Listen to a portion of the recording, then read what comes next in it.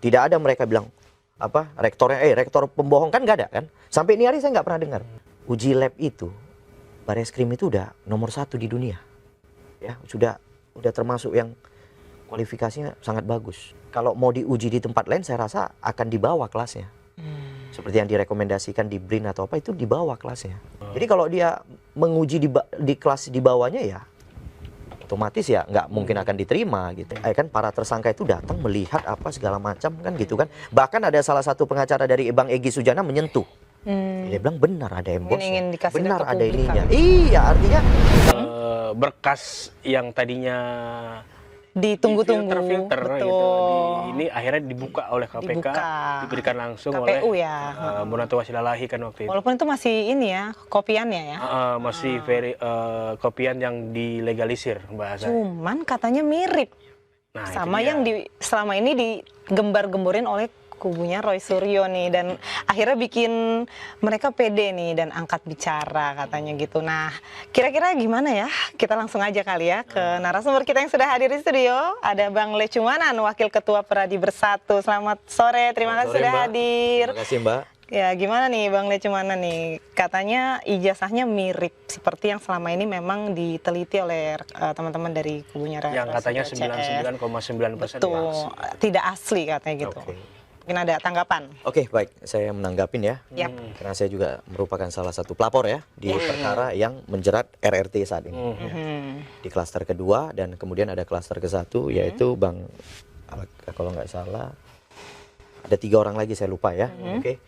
Nah, perlu saya tegaskan apa yang dilakukan oleh Bang Bonatua ya, kemudian memperoleh yang namanya salinan berbentuk yang sudah dilegalisir ya, katanya asli kan. Itu sebenarnya mempertegas informasi bahwa Pak Jokowi tidak pernah menggunakan produk palsu. Itu mempertegas. Karena kenapa? Ini berawal dari ada postingan Dian Sandi. Ya, ini saya mengulas sedikit ya. Betul. Dalam postingan tersebut Dian Sandi tidak pernah bilang itu palsu. Itu dulu ya. Dian Sandi tidak pernah mengatakan bahwa ijazah itu palsu. Yang Dian Sandi sampaikan, inilah ijazahnya Pak Jokowi dan Pak asli. Ya kan? Dia dapat asli. Kemudian RRT Group melakukan pengambilan sampel ya, saya anggap mereka mengambil sampel dari postingan Dian Sandi, kemudian langsung dinyatakan palsu. Jadi berawal dari situ nih sebenarnya. Sebenarnya apa namanya? Ya menurut saya kalau ahli itu nggak boleh lah berperilaku langsung seperti itu ya. Itu kan belum ada ranah pengadilan, belum ada ranah putusan, kemudian langsung menjustifikasi suatu produk itu merupakan produk palsu. Jadi dianggap ini kayak sepihak gitu. Iya. Nah kemudian bergulir, akhirnya sampailah Pak Jokowi dan kami membuat laporan polisi. Ya kan? Karena kenapa? Setiap hari terus-menerus masyarakat Indonesia, bukan hanya kelompok ya, bahkan seluruh masyarakat Indonesia selalu disajikan bahwa Pak Jokowi produk ijazahnya palsu. Ya kan? Ya, berawal dari situ ya. Kemudian selanjutnya sampailah ke kemarin gelar perkara khusus ya, mungkin teman-teman ini juga harus tahu ya. Ada permohonan gelar perkara khusus yaitu untuk melihat aslinya dan diperlihatkan. Diizinkan untuk diperlihatkan. Setelah dilihat aslinya, kemudian keluar daripada ranah gelar perkara khusus, disampaikan lagi kepada publik bahwa benar-benar palsu. Nah, sebenarnya kan sudah ada beberapa institusi ya yang mengkonfirmasi bahwa keabsahan ijazah Pak Jokowi itu asli. Ya, salah satunya UGM ya. UGM sudah beberapa kali melakukan verifikasi, melakukan legalisir ya. Ketika Pak Jokowi mengapply ya atau mengajukan kepala daerah kan sudah diberikan ijazah legalisir, ya kan? Dan legalisir itu setahu saya seperti kita kuliah, kita dapat ijazah ketika diperlukan untuk tempat-tempat tertentu yang memerlukan legalisir, kan kita pergi ke universitasnya meminta legalisir. Biasanya kita diberikan 10 atau 20 lembar itu legalisir, ya kan? Dan legalisir itu biasanya kopian dari ijazah asli kita. Kita copy, kita serahkan, mereka verifikasi dengan produk yang mereka, kemudian mereka legalisir. Nah, jadi jelas-jelas setelah kemudian itu terjadi, ya kan, yang tadi dari sampel nyatakan palsu, kemudian dari penglihatan asli di Polda Metro Jaya juga dinyatakan palsu. Jadi sebenarnya itulah perbuatan pidananya yang kita laporkan. Jadi inilah yang menurut kami terus mereka mengarang cerita bahwa ini menggunakan produk seolah-olah palsu. membuat Sehingga opini. betul, sehingga apa yang dilakukan oleh Bang Bonatua ini bukan hal yang baru. Polisi telah melakukan serangkaian penyidikan, ya, memeriksa KPU, memeriksa ini, memeriksa itu, memeriksa teman-teman Pak Jokowi. Makanya saksi itu mencapai 130 saksi. Ahli mencapai 22 ahli. Oke, kemudian sampel sertifikat asli, ijazah asli disita dalam rangka di lab, dan hasil lab itu memang identik dengan teman-temannya. Sekarang kalau misalnya Roy Suryo masih mau mengkaji bahwasannya itu merupakan produk palsu, tanya dong, pergi dong. Dia kan tahu itu saksi-saksi yang dipanggil diperiksa Polda itu sampai teman-temannya Pak Jokowi 80-an orang. Tanya dong satu-satu. Ya kan, Pak, benar nggak ada kuliah dengan Pak Jokowi? Silakan tanya, kenapa itu nggak dilakukan? Itu satu, tidak dibantah ya. Oke, tidak ada bantah ya. Terkait dengan klarifikasi teman-temannya Pak Jokowi tidak dibantah oleh mereka. Selanjutnya, yang mereka lakukan adalah mereka pergi ke UGM, tidak pernah juga mereka menyampaikan bahwa UGM berbohong. Kan nggak ada. Nggak pernah dibantah juga menurut saya. Statement UGM menyatakan bahwa itu memang produknya mereka tidak pernah bantah sampai ini hari. Saya lihat. Ya. Nah, kemudian selanjutnya, dua hal yang tidak dibantah. Ya, tidak ada mereka bilang rektor pembohong, kan nggak ada kan, sampai ini hari saya nggak pernah dengar ya. Dua ya. Kemudian satu lagi, uji lab itu Bareskrim itu udah nomor 1 di dunia ya, sudah termasuk yang kualifikasinya sangat bagus, sehingga kalau mau diuji di tempat lain saya rasa akan di bawah kelasnya, seperti yang direkomendasikan di BRIN atau apa, itu di bawah kelasnya. Jadi masih teratas itu ya labnya Bareskrim gitu.